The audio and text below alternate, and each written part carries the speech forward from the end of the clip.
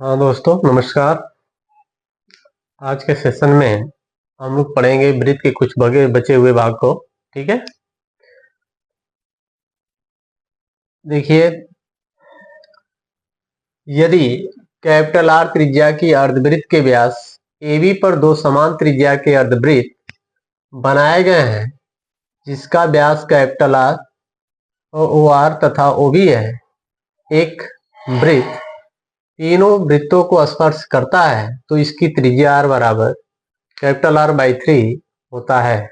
जैसे कह रहा है कि यदि एक अर्धवृत्त है और इसका सेंटर मान लीजिए O है, जिसकी त्रिज्या कैपिटल R है। यदि इसको A मान लें, इसको B मान लें, और इसमें दो अर्धवृत्त बने हुए हैं। ठीक है, यदि इसमें दो अर्धवृत्त बने हैं और एक ऐसा वृत्त बनाया जा रहा है जो इन तीनों को स्पर्श करता हो, इसकी त्रिज्या यदि स्मॉल r है और इसकी त्रिज्या कैपिटल R है। ठीक है, तो जो स्मॉल r का वैल्यू होगा वह कितना होगा? कैपिटल R/3 होगा। ठीक है, ये कह रहा है यदि कैपिटल R त्रिज्या की अर्धवृत्त के व्यास AB है पर दो समान त्रिज्या के अर्धवृत्त बनाए गए हैं, जिनका व्यास AB इसको माना है, इसका केंद्र कहीं पर होगा और इसका भी केंद्र कहीं पर होगा, लेकिन दोनों सेम है व्यास के, मतलब त्रिज्याएं दोनों का सेम है। कह रहा है एक वृत्त तीनों वृत्तों को स्पर्श करता है, तो एक वृत्त, दो वृत्त, तीसरी, ये तीनों को स्पर्श करता है, तो इसकी जो त्रिज्या होगी वह कैपिटल R/3 होगी। उसी को यदि मान लीजिए इसी तरह कई वृत्त हो, ठीक है, जैसे मान लीजिए और भी वृत्त हो सकते हैं। एक अर्धवृत्त हो गया, इसमें एक सेंटर हो गया, एक वृत्त, और ये सबके व्यास बराबर है। यदि मान लीजिए इस तरह से हो गए, एक वृत्त इसको बनाया जा रहा है जो इनको स्पर्श करता है। यदि इसकी त्रिज्या देखिए, यदि बड़े वृत्त की त्रिज्या पर स्मॉल अर्धवृत्त बनाए गए हैं, मतलब इस तरह से कई ठो बन सकते हैं, तो अंदर बने पूर्ण वृत्त, इस तरह से यदि अंदर कोई पूर्ण वृत्त बनता है तो उसकी त्रिज्या स्मॉल r बराबर n/r बटे 2n+1, n/r बटे 2n+1 होता है। जैसे यदि n बराबर 1 लेते हैं तो एक वृत्त के लिए, जैसे एक वृत्त बन रहा है, r बराबर हो जाएगा 1 इंटू r बटे 2 इंटू 1+1। सॉल्व करेंगे R/3, देखिए आ रहा है। इसी तरह n=2 ले लेते हैं, n=2 के लिए, ठीक है, तब r बराबर क्या हो जाएगा? n का मान आप 2 रख दीजिए, ठीक है, तो ये आ जाएगा 2r/5। अगला कह रहा है R1 तथा R2 त्रिज्या के दो वृत्त एक दूसरे को बाह्य स्पर्श करते हैं। ठीक है, एक दूसरे को बाह्य क्या करते हैं? स्पर्श करते हैं। ठीक, मान लीजिए एक वृत्त है और एक वृत्त है, एक दूसरे को बाह्यतः स्पर्श करते हैं, इनकी त्रिज्या R1 और इसकी त्रिज्या R2 वह स्पर्श करते हैं, तथा एक अन्य त्रिज्या स्मॉल r त्रिज्या पर वृत्त इन दोनों वृत्तों तथा उभयनिष्ठ स्पर्शी रेखा मान लीजिए है, और एक वृत्त यहां पर बन रहा है जो इन दोनों को और उभयनिष्ठ स्पर्शी रेखा को स्पर्श करता है।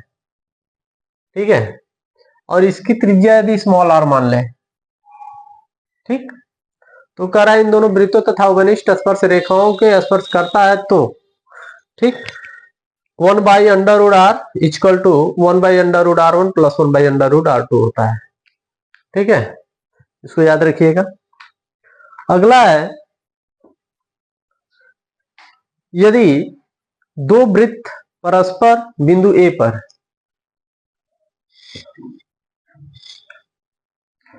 रहा है कि यदि दो वृत्त परस्पर बिंदु A पर, यदि मान लीजिए एक वृत्त है और एक वृत्त है, परस्पर बिंदु A पर स्पर्श करते हैं, बिंदु A मान लीजिए यहां पर स्पर्श कर रहा है। ठीक है, एक वृत्त है, इसका केंद्र 1, इसको 2 मान लीजिए। ठीक, स्पर्श करते हैं तथा PQ इनकी उभयनिष्ठ स्पर्शी रेखा है, और एक PQ है उभयनिष्ठ स्पर्शी रेखा, ये PQ है। ठीक है, तो कह रहा है कि कोण जो ए बनेगा PAQ, यह जो कोण बनता है 90 डिग्री का होता है। कोण PAQ का जो मान होगा यह 90 डिग्री होगा। ठीक है, इसको याद रखिएगा। यदि दो वृत्त हैं एक दूसरे को बाह्यतः स्पर्श करते हैं, ठीक है, तो और एक उभयनिष्ठ स्पर्शी रेखा है, तो इनके द्वारा जो कोण बनेगा ये पर, ठीक है, वह 90 डिग्री का बनेगा। ठीक, अगला है कि यदि दो वृत्त हैं और एक दूसरे को इंटरसेक्ट करती हैं, काटती हैं, प्रतिच्छेदित करती हैं। मान लीजिए इस तरह से दो वृत्त हैं एक दूसरे को, और एक उभयनिष्ठ स्पर्शी रेखा ये है PQ, उभयनिष्ठ स्पर्शी रेखा PQ। ठीक, और ये जहां काट रही है A और B मान लीजिए, यदि इनको मिलाया जाए, एक और उभयनिष्ठ स्पर्शी रेखा यहां बनेगा, मान लीजिए RS है, RS, ये X और ये Y पर मिलते हैं, काटते हैं एक दूसरे को, तो जो PQ होगा, PQ का जो वर्ग होगा XY के वर्ग माइनस AB के वर्ग के बराबर होगा। ठीक है, इसको याद रखिएगा, जो PQ का वर्ग होगा वह XY के वर्ग माइनस AB के वर्ग के बराबर होगा। ठीक है, अब कह रहा है एक और पॉइंट है। ठीक है, समझ में आया होगा कि यदि दो वृत्त हैं, यदि एक दूसरे को प्रतिच्छेदित करती हैं, बिंदु A और B पर प्रतिच्छेद कर रही हैं, और उभयनिष्ठ स्पर्शीय रेखा ये खींचा गया है। ठीक है, इसको आगे यदि बढ़ाया जाए, X और Y पर मिलते हैं, तो जो PQ की लंबाई होगी चाहे RS की लंबाई होगी, इनका जो वर्ग होगा वह XY के वर्ग माइनस AB के वर्ग के बराबर होगा। इसको याद रखिएगा। ठीक है, एग्जाम में पूछा जाता है क्वेश्चन। अगला आते हैं, अब कह रहा है कि यदि मान लीजिए कई वृत्त हैं और एक दूसरे को स्पर्श करती हैं, एक वृत्त है बाह्यतः स्पर्श करते हैं। ठीक, इस तरह से कई वृत्त हैं एक दूसरे को स्पर्श करती हैं, स्पर्श करते हुए आगे बढ़ती हैं, कई वृत्त हैं, तो जो इनकी त्रिज्याओं का अनुपात होता है, यदि मान लीजिए इसकी त्रिज्या R1 है, R2 है, R3 है, R4 है, वह अचर होता है। तो R1 by R2, R2 by R3, R3 by R4 equal to dot dot अचर, अर्थात एक गुणोत्तर श्रेणी को फॉलो करते हैं। ठीक है, यदि कई वृत्त हैं और बाह्यतः एक दूसरे को स्पर्श करती हैं, इनके त्रिज्याओं का जो अनुपात होता है वह अचर होता है। ठीक है, अर्थात एक गुणोत्तर श्रेणी को फॉलो करते हैं। बात समझ में आई? अब क्या करते हैं, ये वृत्त जहां तक हुआ, अब वृत्त पर कुछ क्वेश्चन देखते हैं, क्वेश्चन सॉल्व करने के बाद आगे बढ़ेंगे। ठीक है, फिर चतुर्भुज पढ़ाया जाएगा। चलिए देखिए, एक सवाल कह रहा है, ये पूछा हुआ है एग्जाम में आपके, कह रहा है सामने बने चित्र में वो वृत्त का केंद्र है, एक वृत्त है जिसका केंद्र O है, और कह रहा है कोण AOB, ABO इस तरह से एक त्रिभुज बनाया हुआ है, ABOC, और इसको मिलाया हुआ है। ये कह रहा है कोण ABO, यह जो है B अंश का है। ठीक है, और कह रहा है ACO यह 30 अंश का है। ठीक, तो कह रहा है x का मान कितना होगा, यह x है, ये पूछ रहा है कितना होगा। तो ये बताइए,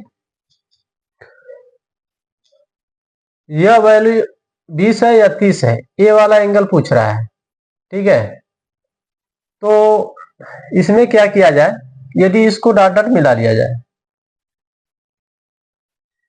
तो ए 20 है तो ए भी 20 होगा।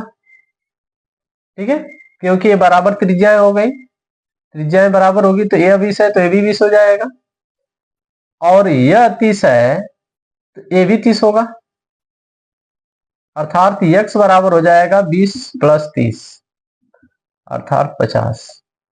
ठीक है, तो x का वैल्यू कितना हो जाएगा, 50। अगला कह रहा है कि दिए गए चित्र में, एक चित्र आपको दे रहा है इस तरह से, ये एग्जाम में पूछा हुआ है, आरपीएससी में पूछा है। ठीक है, राजस्थान पीसीएस में ये पूछा हुआ सवाल है, इस तरह से बनाया हुआ है। एस है, टी है, पी पी है, क्यू है और यह आर है। दिए गए चित्र में टी क्यू कोण पी टी आर को समद्विभाजित करता है, अर्थात ये दोनों बराबर है। तो टीएस का मान क्या होगा, टीएस की वैल्यू क्या आएगी। ठीक है,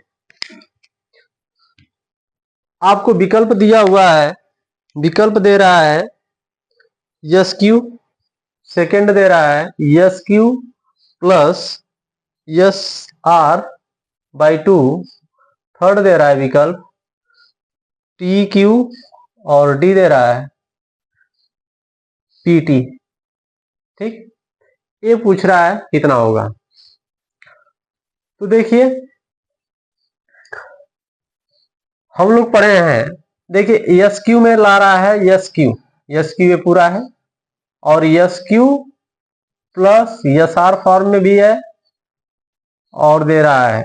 अच्छा, टी हम लोग पढ़े, यदि कोई वाय बिंदु से यदि एक स्पर्शी खींची जाए तो यदि इनको बिंदु पी और आर पर प्रतिच्छेदित करती है तो एस टी का या टी एस का स्क्वायर जो होगा वह S R into S P के बराबर होगा, S R into S P के बराबर होगा। लेकिन इसमें देख रहे हैं कि एस आर में तो है लेकिन एस क्यू में दिया है, एस पी में नहीं दिया है, कहीं एस पी है नहीं। तो एस पी को क्या लिख सकते हैं, एस आर, एस पी को लिखा जा सकता है S R plus P R, S R plus P R, S R रहने दीजिए, S R plus P R को क्या लिखा जा सकता है, पी आर को लिखा जा सकता है, पी आर को लिखा जाएगा, पी आर को लिखा जाएगा यस आर में रिजल्ट आ रहा है, पी आर को लिखा जाए पी आर यस आर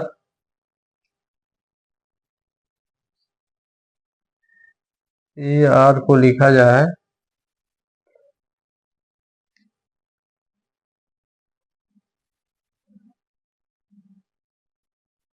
हमको लाना है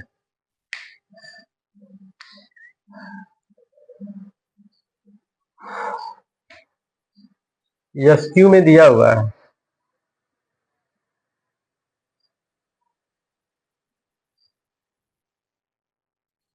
यस क्यू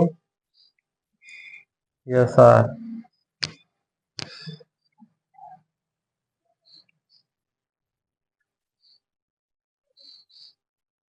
पी आर को लिखा जा सकता है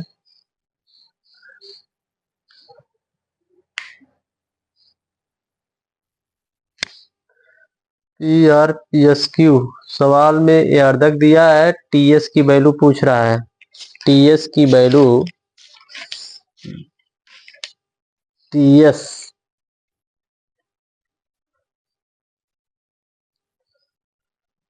T S S T are,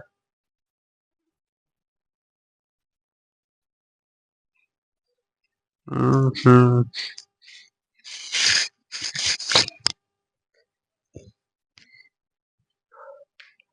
अच्छा, एक थियरम होता है, हम इसको मान लेते हैं x, मान लीजिए इसको भी x, तब हो जाएगा। यह y है तो यह y होगा, देख लेते हैं। ठीक है, थियरम से कोई स्पर्शी करता है तो ये जो एंगल बनता है यह इसके बराबर होता है, तो यह जो एंगल होगा x प्लस वाई के बराबर होगा। और यह जो एंगल होगा x प्लस वाई के बराबर होगा।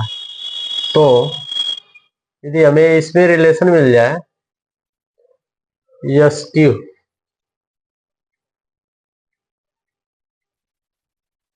यस क्यू, और ठीक है, तो इस त्रिभुज में देख लीजिए, जैसे ये बन गया, ये टी बन गया, ये क्यू बन गया, ये एस बन गया, यह टोटल हो गया एक्स प्लस वाई, और ये भी है एक्स प्लस वाई। तो बराबर भुजाओं के सामने के कोण बराबर होते हैं, अर्थात हम लिख सकते हैं टी एस बराबर यस क्यू, अर्थात फर्स्ट पॉइंट सही है। ठीक है, इस फार्मूले पे नहीं लगेगा, ये डायरेक्ट हो जाएगा यदि इसको x मान लिया जाए, इसको x मान लिया जाए, और स्पर्शी है इस त्रिभुज पर, यह स्पर्शी जो y कोण बनाता है यह इसके बराबर होता है। तो हम कह सकते हैं कि ये जो कोण बनेगा इन दोनों के योग के बराबर बनेगा। ठीक है, और यह पूरा हो जाएगा x प्लस वाई। अब इसके सामने यह भुजा, इस टोटल के सामने ये वाली भुजा यस क्यू, तो आ गया टी एस बराबर यस क्यू। ठीक है, और भी क्वेश्चंस हैं।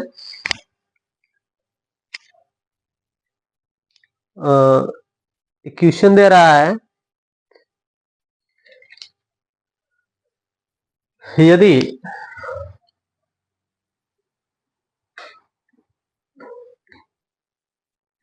अगला क्वेश्चन है, यदि एक वृत्त है और एक चक्रीय चतुर्भुज बनाया हुआ है,